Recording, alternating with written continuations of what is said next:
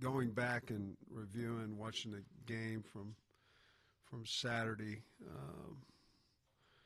let's start offensively. I thought Taylor played really well. You know, we had no turnovers. He took care of the ball, made a really good decision down there right before half. You know, we had no timeouts.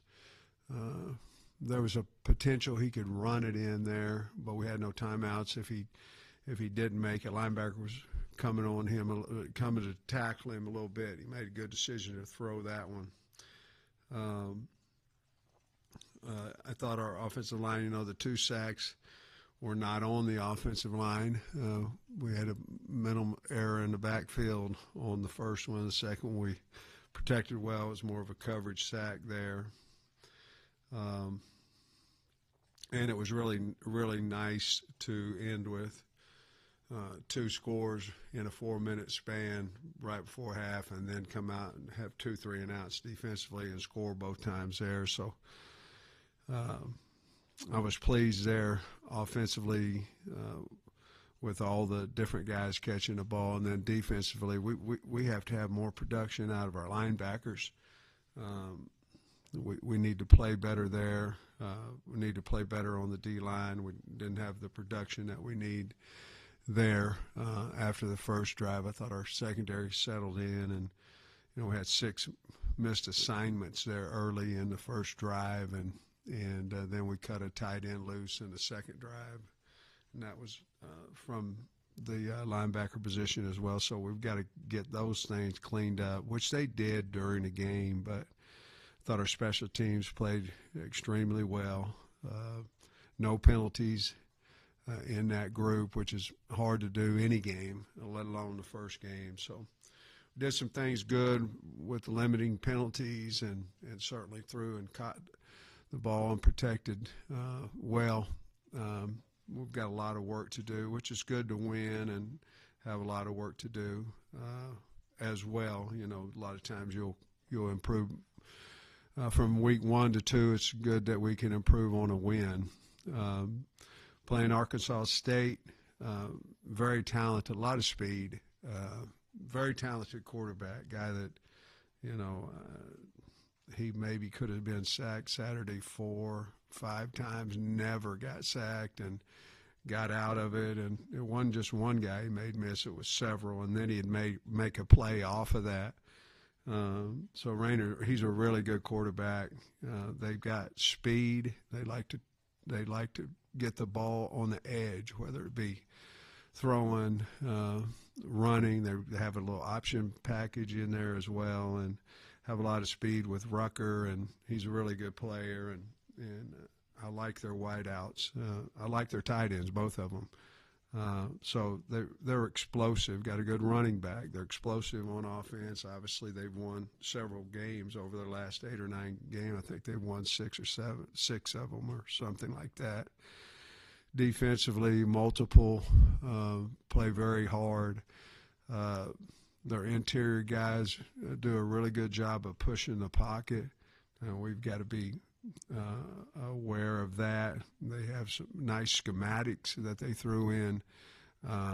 Once Southeast had made a run on them, went down and scored on them. They had fast and quick adjustments defensively that shut them down. And and their field goal kicker hardly ever misses, and they've got a good punt return and a good kickoff returner. So got a really good team. Coach has done a really good job over there, taking over there and steadily just winning more and more games. So we have high respect for their coach and their team, and looking forward to going to Little Rock. I'm guessing on that sack you were talking about, was that Mike supposed to pick up that Mike blitzer and then go out? Mike had the linebacker. Yeah.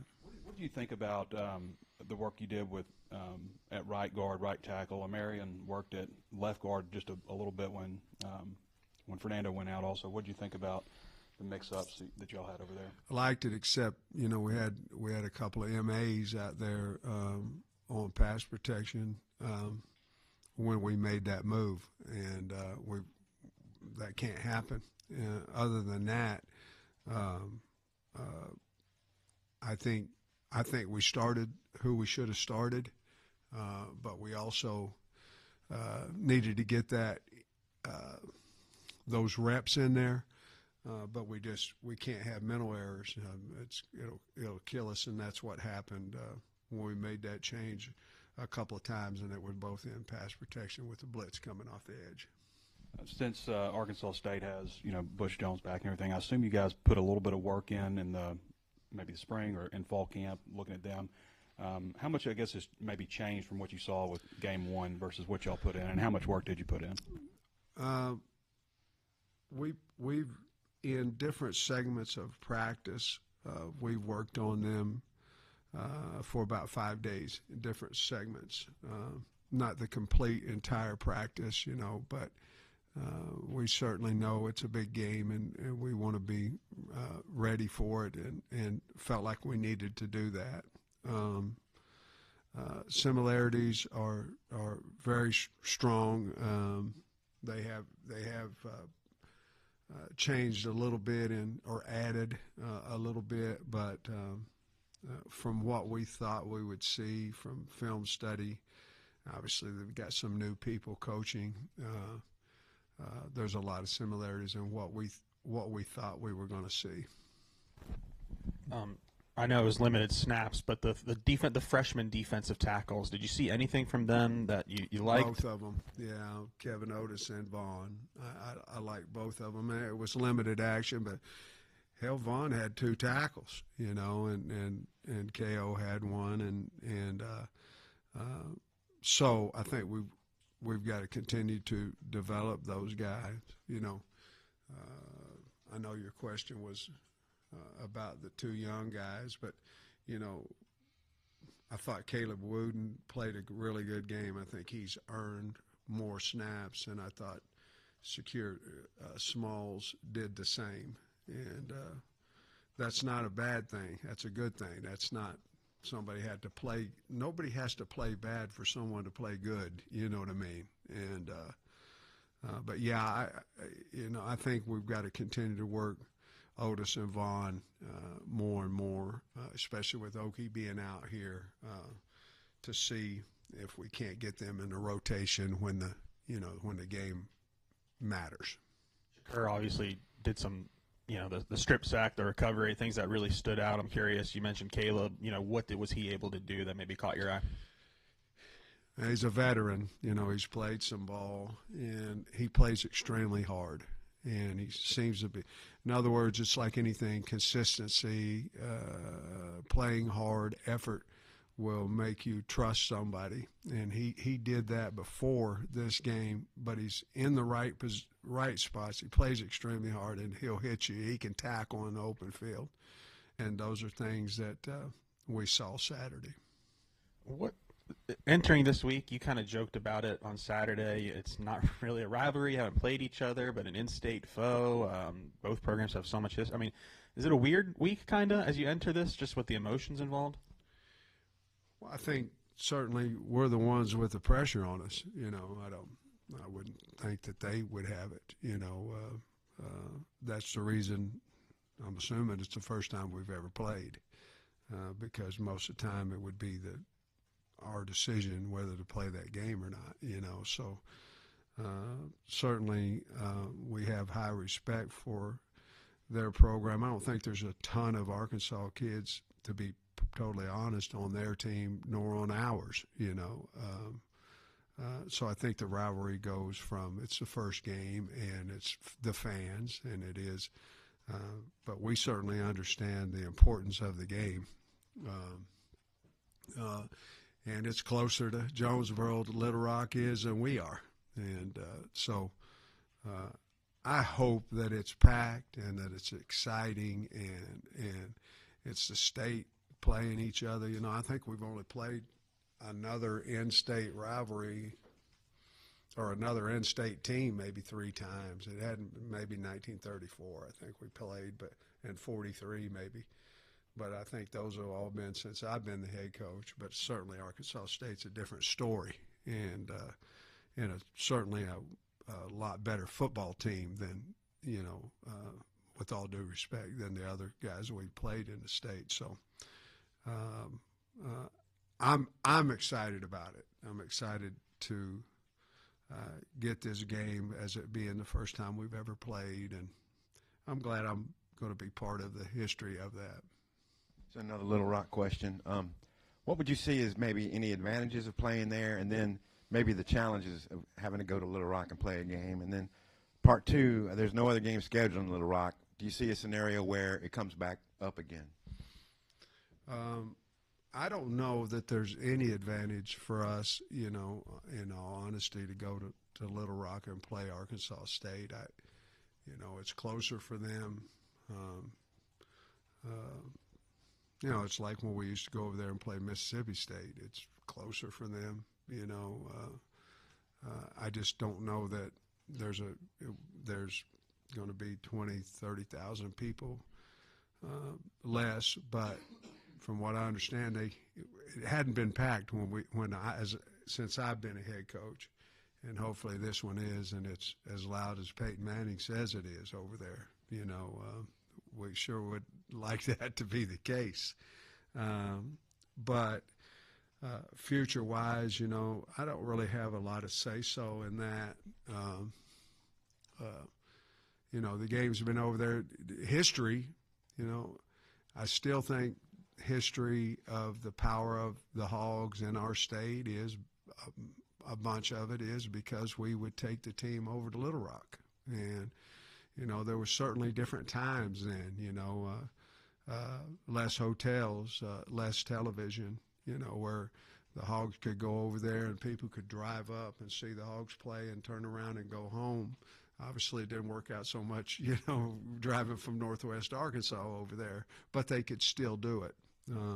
Obviously, the stadium was much better than the one we had here in those days. So there's a lot of things have changed. Television has changed. Guys, it's changed everything in college football. So I don't know what the advantage of it is going over there except for the passion of the state for the Hogs. And going over there, I think, certainly continues that in the state of Arkansas. And I'm sure you've got some kind of relationship with Butch Jones. What do you make of him as a coach and as a fellow coach in the state? Well, I think he's done a really good job, really good job. They've got a good team now. I mean, they've got a lot of speed, and they play extremely hard, and they're well coached. I mean, that's not coach speak. That's the truth. You turn the film on, they've got a nice football team, and that ultimately goes, through the head coach and the process and all that. And he started, he just kept building, and now they've got one of the top teams in their league over there. And I've known Coach Jones for a long time. I was at Tennessee. For about 2 days, when he got the head coaching job, one waiting to talking to him and one when I did talk to him, and then I'd be about the end of it. But good Lord works in mysterious ways. I was fortunate enough to get the O-line job at Arkansas. And but that's that. And, of course, since he's been, I was here first, before he was at Alabama at the time. And then once he got the Arkansas State job, of course, we've run into each other in different venues and always very respectful. I have a lot of respect for him. You mentioned not a lot of in-state kids on either side. Is it still an effective motivational tool to kind of talk to your team about the in-state first-time opponent and all of that, or is it better to just treat it like another game? I think we'd be foolish not to understand the magnitude of the first time in the history of both programs that were played. It's in the state. I mean, you can go play Maine if you've never played Maine, and it's not going to have the same effect as Arkansas State. But at the same time, we have to get better. Our team has to get better. We did some really good things, and we've got things to work on. So I think we'll be more concerned about the things we didn't do well, how we can get that fixed, and then we'll have to at some point address what this game means to the state of Arkansas, the importance. I know we don't expect to see David Oki this weekend, but are you thinking after this weekend, or what's kind of the status on him? Well, we have meetings every day, and he was one of the topics for this morning. He seems to be doing really well. He will not be ready this week, but to get him back by Ole Miss, we'll see.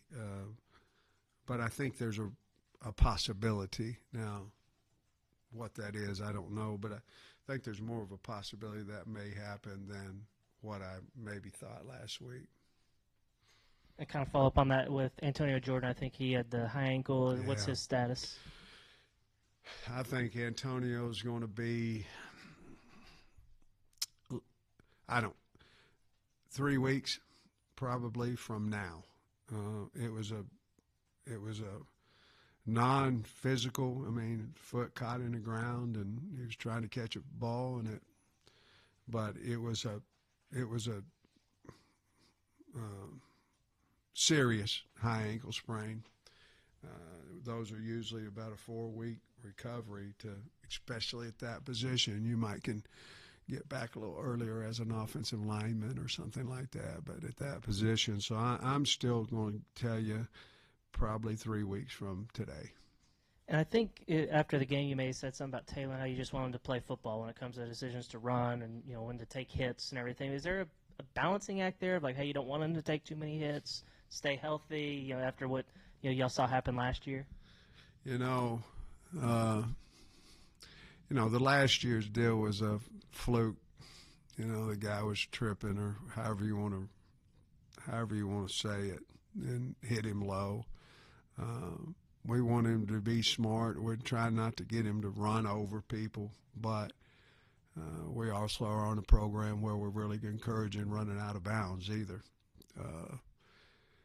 I have 3 clips to show today, 3 of effort, and one of them is 3rd and 11 where he turned up the sideline and stretched out and made the first down. That's how I want him to play, whatever that is, and it inspires the team. I still go back to the Auburn game last year when he hurdled the guy. It inspires the football team. And of course, another clip was one of Ashton No.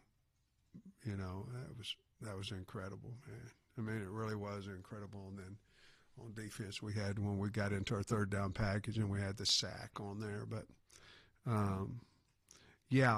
we want him to stay healthy because he gives us a chance every week. And but I've always said guys that are playing not to get hurt are also playing not to get drafted, and it's the truth. I mean, that's just, I don't want to get hurt. Well, you don't want to get drafted either, because if that's the main thing on your mind, you're not. You got to go play the football game, and you got to be on video making plays that other people don't, or they're not going to draft you. And so that's kind of how we try to coach all of them. And most listen, some don't get drafted. That's just how it is.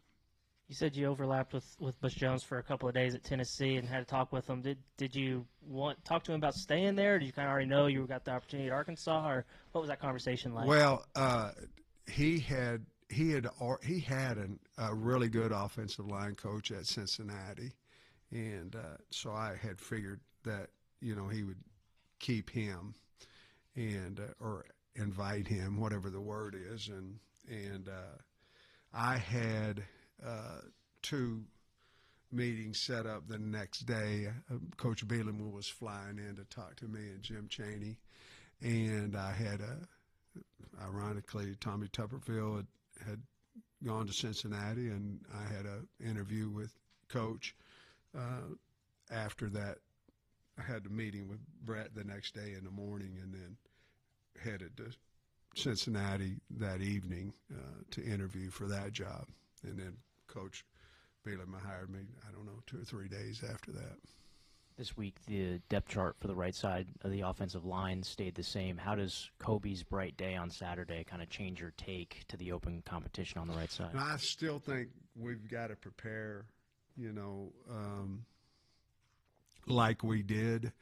But I think Kobe played well, and but I still think we've got to continue to develop guys that we feel like we can win SEC games with, and so I don't know if there'll be a huge change in how we approach next week than we did last week. The right side, I mean, Kobe's from Arkansas, Amarian's from Arkansas. I know it maybe might be slim, but have any of the Arkansas guys maybe talked to you, or have you overheard the excitement for them for playing an in-state game like this? That's a good question. Not as of now. You know, we haven't had our meeting yet, and of course Mondays are cleaning up from Saturday, which is big. We have to take our time to clean all that up. We got to get better, and then proceed into this week. But no, I haven't seen them, so they haven't. They may, but I haven't seen them, so I don't. They have not yet. Sam, earlier you mentioned that all the pressure is on Arkansas this week for this game, and it seems like it's a scenario where Arkansas State has everything to gain, nothing to lose, and maybe the vice versa for Arkansas. Why did you feel it was important to put Arkansas State on the schedule? Well, I was asked, you know, and to be honest with you, I was asked my first year here, and it was, you know, we'd like for you to play Arkansas State in 2025 in Little Rock. And to be honest with you, I'd just gotten a job here, and I'd have played anybody. I was the head coach at Arkansas, and then it was 6 years away, and I'm like, well, if I'm still here, you know, it'd be okay. But no, I mean, those are things. Most scheduling things are so far in advance, you know, and you don't really know who you're. If you're scheduling this team at this time, they may be, especially now in the NIL area, the revenue sharing area, they may have changed totally, you know. So, but I was asked, and I said, absolutely, that'd be good. And to be honest with you, I thought that it would be a lot of decisions you make are for the state of Arkansas. I mean, you want to make you do, and I know we let them down at times, and I know at times we make them happy. But I thought it would be good for the state if that happened, and so that's kind of why I said okay. And real quick, you mentioned the perfect game you guys played in special teams this week. As far as I know, no muff punts, no bad snaps. You know, every kick was made.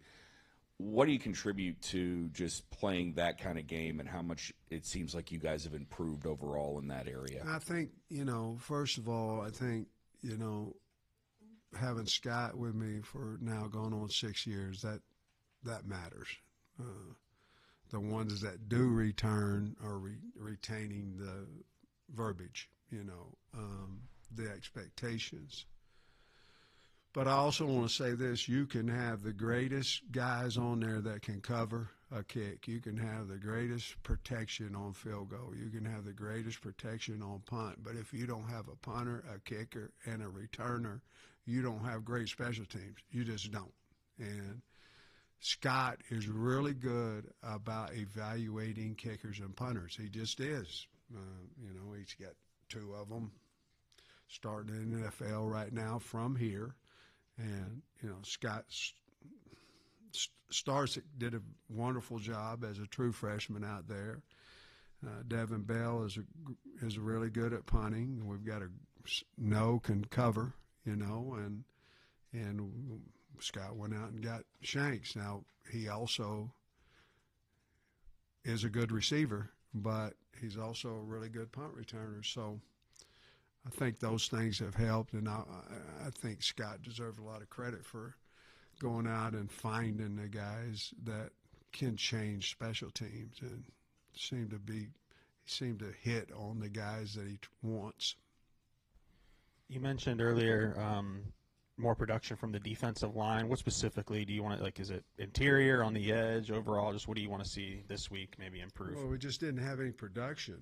You know, when you look at it and you look at tackles, and Vaughn may have had the most tackles on the D line. We need more production. When you look at there and you look at the linebackers, we're not playing downhill, and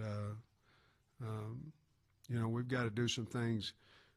If that's what it's going to be, we've got to do some things defensively that are moving them. We've got to do some more things because we do have guys that can run in there, but they've got to play better. They've got to get in the right gaps. You know, that's the simplest answer.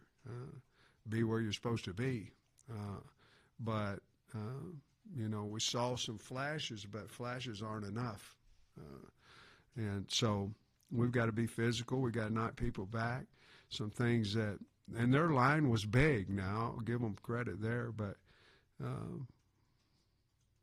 I didn't feel the disruption from the front seven that we should have had, respectfully, with Alabama A&M.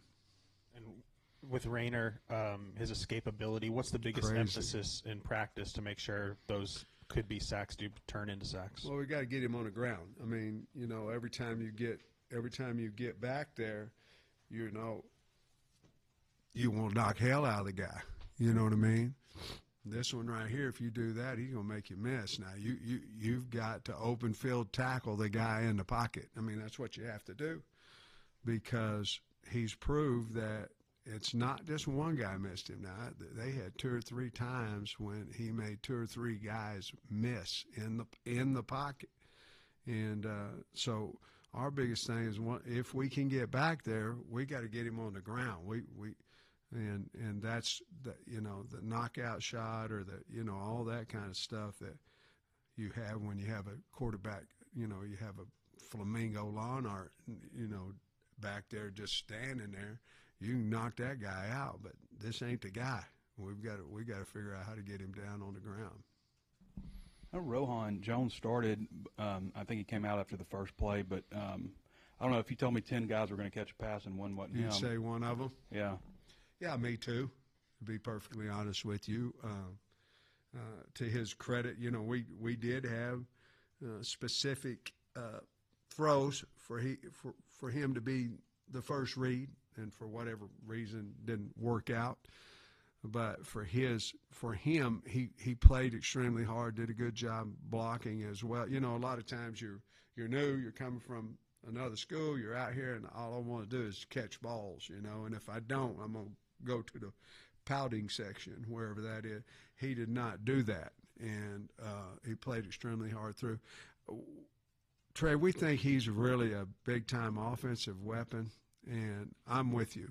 We had talked about that well as a staff, that he's a guy that we feel like certainly is capable of stretching the field and doing some wonderful things. It just didn't happen for him, but it's not because we didn't try to get him the ball, and we have a lot of confidence in him, and I believe he'll get his statistics, his catches over the weeks. Larry Worth moved around quite a bit. What do you think about his play and the way you guys utilized him? Yeah, you know, I think Larry ran the field well. He was solid with his assignments. I think, you know, it all depends a little bit with Caleb, how Caleb comes around too. But, you know, if we can keep Larry a little bit more in just one spot, if we can keep him there, because we're practicing different too with him, I think he will continue to grow and improve, but I thought he did a good job of tackling as well. What's that one spot? He played a lot of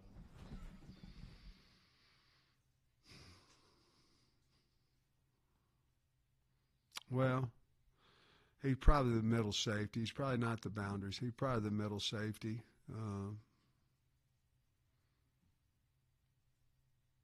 Depends on what we do with Wooden, I think, too.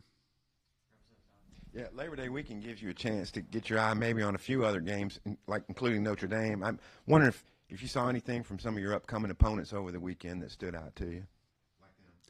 Yeah, there's a whole bunch of really good teams on our schedule. I saw that, you know. They did. They looked, you know, there was good looking opponents that we have. You know, I don't really watch a lot of games if we're not going to play them. You know, and a lot of good teams in the SEC. You know, obviously the Texas game was a defensive battle there, two really good teams, and then Notre Dame last night was certainly two really talented football teams out there, and somebody had to lose, you know. And then you go through the league and South Carolina winning, and you know we don't play Alabama, you know, Georgia. So looking through the guys that we play, that seems like there's a whole lot of good football teams out there, big and physical, with a lot of great athletes. Other than Mike's pass pro miss, well, what did you see overall from all the running backs? Pass pro, running, everything. I thought they ran hard. I liked the way Mike played with the ball in his hand. I think he averaged about 9 yards a carry or something close to that. Braylon ran extremely hard. I think there was a couple of reads that I wish we had back. Stay in front side on a lead ISO play, but he ran hard and he finished forward, very engaged in the game. And then Rodney coming in didn't have as much room to run, but we've got to go get the yards that are there. But I was pleased with that. And then when AJ and Settles came in, I thought they ran extremely hard. Settles, I don't think, only had one opportunity. I don't know if AJ's was more than one, too, but both of them running to the left, and both of them ran hard. So, you know, I think it's Mike, Braylon, and then Rodney in that order, and that's how we went into the game. Have you got a favorite Little Rock moment that you recall, either as assistant or in your head coaching here? You know, when I was here as an assistant, we didn't fare so well over there, and well, I don't think we fared at all. You know, if I recall, yeah, we did. Somebody I can't remember.